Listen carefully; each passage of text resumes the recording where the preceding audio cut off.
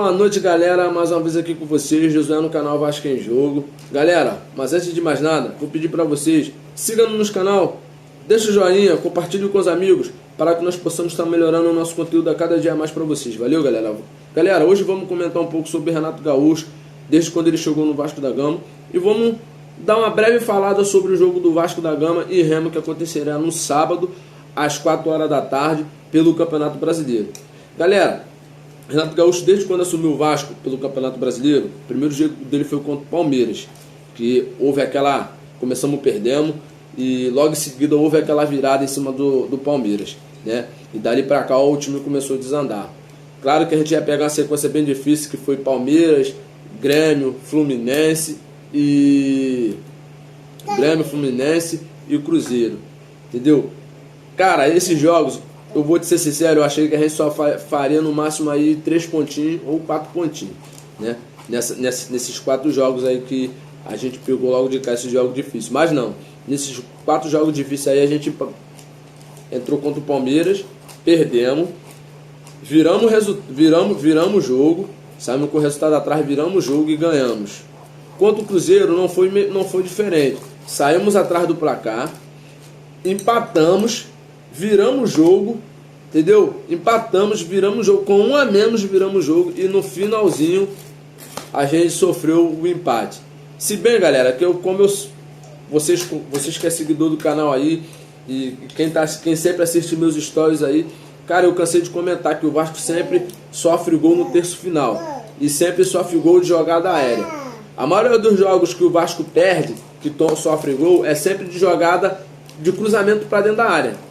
É difícil tu ver uma jogada construída, e quando você vê, são jogadas que era para a defesa abafar, era jogada para o atleta abafar, o nosso jogador abafar, dava espaço. Aonde o que os caras faziam? Pegava e pum, cruzava a bola. Contra o Curitiba, o empate contra o Curitiba foi assim, entendeu?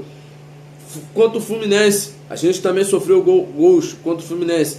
Falha de erro de marcação, de chegada, pegada, entendeu? São situações que, se a gente não ajustar, a gente, meu irmão, a gente vai sofrer muito disso ainda. Se a gente não começar a ajustar esses pontozinhos assim, a gente vai sofrer muito. Então, galera, desde a chegada do Renato Gaúcho, foram 3 vitórias, 2 empates e 1 derrota, né? Foram 3 vitórias, 1 empate e 2 empates e 1 derrota. 2 empates e 1 derrota.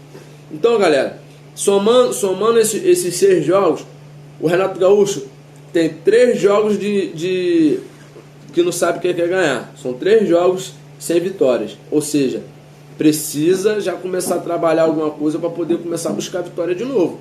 Porque tá 3 jogos sem vencer, cara. Então são 3 jogos sem vencer. Porque perdeu pro Botafogo e os 2 empates, contra o Cruzeiro e contra o Curitiba.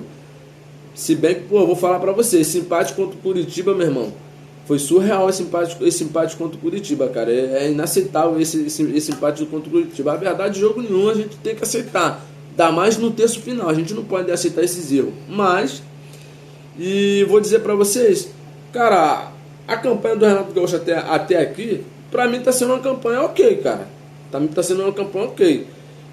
Vamos comparar com a campanha do Fernando Diniz no ano passado. Lembrando que o Fernando Diniz teve essa dispara no segundo turno, cara. Foi no segundo turno que teve esse disparo. Então, a gente não pode... Como é que se faz? Se tu for pesar os dois, se for parar assim para analisar e pesar, eu acho que o do Renato Gaúcho ainda tem um pouquinho mais de peso, porque ainda está no primeiro turno, entendeu? A gente fez esses 4 jogos importantes, porque foi no primeiro turno. Então, tipo assim, ainda tem muita água para rolar, tem muito caminho para andar, entendeu? Já com o Fernando Diniz no ano passado, não, já foi no segundo turno, já foi no finalzinho, praticamente ali no começo do segundo turno ali, também dali acabou, e ali é onde que a gente conseguiu se segurar ali para poder tentar escapar da zona de rebaixamento, que foi justamente até no jogo contra o Internacional, que a gente ganhou aqui, naquela chuvarada que deu, que ficou alguns minutos sem parar por causa da drenagem. Logo em seguida a gente veio, meu irmão, parece até que o time jogou, meu irmão, jogou de uma maneira que, cara, foi bonito de ver jogar na situação que o campo estava, entendeu? Mas daí pra lá, o time começou a desandar. Parece que só queria chegar ali, o ponto ali, a zona de conforto para não ser rebaixado e relaxou.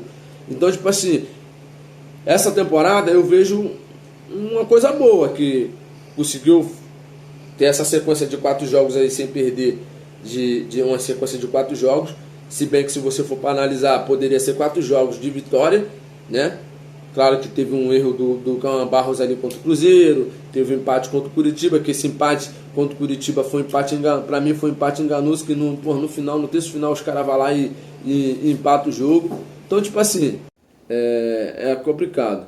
Mas a gente tem que deixar o cara trabalhar, cara. Tem que deixar o cara à vontade, fazer o trabalho dele. A gente não adianta ficar pressionando o cara ali só porque tem três sequências aí sem ganhar. Né? Tem que lembrar que são dois jogos, empatamos 2 jogos e perdemos um só temos uma derrota e 2 empates.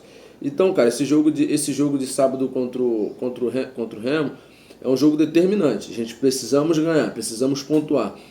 E o fato curioso é que o Vasco tem um retrospecto contra o Remo bom. O retrospecto do Vasco contra o Remo é bom. São 16 jogos que se encararam e nesses 16 jogos foram 9 vitórias, 5 empates e 2 derrotas. Dado curioso que essas 2 derrotas foi em 1975, né, que o Remo ganhou o Vasco, e a última, cara, foi em 2021. 2021, quando o Vasco estava jogando a Série B do Campeonato Brasileiro de 2021.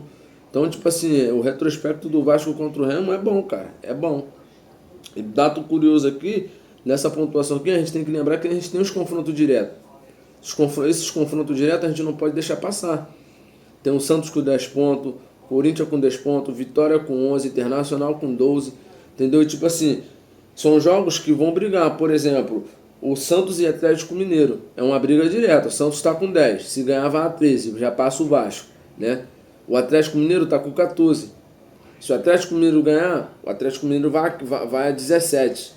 Então, se o Atlético Mineiro ir na 17 e a gente perder, já vai dar uma distanciada a mais. Agora, se a gente ganhar, ou o Atlético Mineiro até mesmo, que seria bom, que é bom esses dois empatar, tipo assim, a gente cola, vai embolar mais ainda o meio de pão, não vai deixar desgarrar muito, vai ficar preso e a gente vai começar a lutar.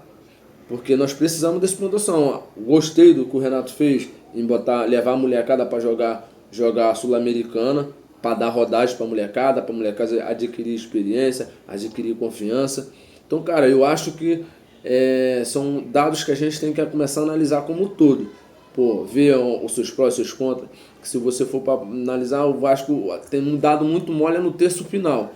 E eu espero que com essa atitude que o Renato fez de botar a molecada para jogar a Sul-Americana lá e trabalhar com alguns atletas que, principalmente na defesa, nessa questão do terço final, pô, cara, é uma coisa de muita grande valia, porque precisa ser corrigido, cara, precisa ser corrigido. E jogos como esse de sábado, mano, a gente não pode deixar passar 3 pontos, não pode deixar passar 3 pontos, porque tem jogos difíceis, cara, que a gente faz um jogo bom. Fizemos um jogo interessante contra o Palmeiras. Saímos atrás do resultado. Entendeu? Empatamos e viramos. Pô, contra o próprio Cruzeiro, contra o próprio Cruzeiro, que jogasse contra o Cruzeiro, a gente saímos atrás, empatamos, viramos. Os caras empatou e ampliamos depois de novo. Tá entendendo? Aí os caras foram e empatou. Isso também a gente tem que levar em consideração porque a gente estava com 1 a menos. Pô, mas contra o Fluminense foi surreal, cara. E o Fluminense hoje é o terceiro colocado, cara, do Campeonato Brasileiro. É o terceiro colocado.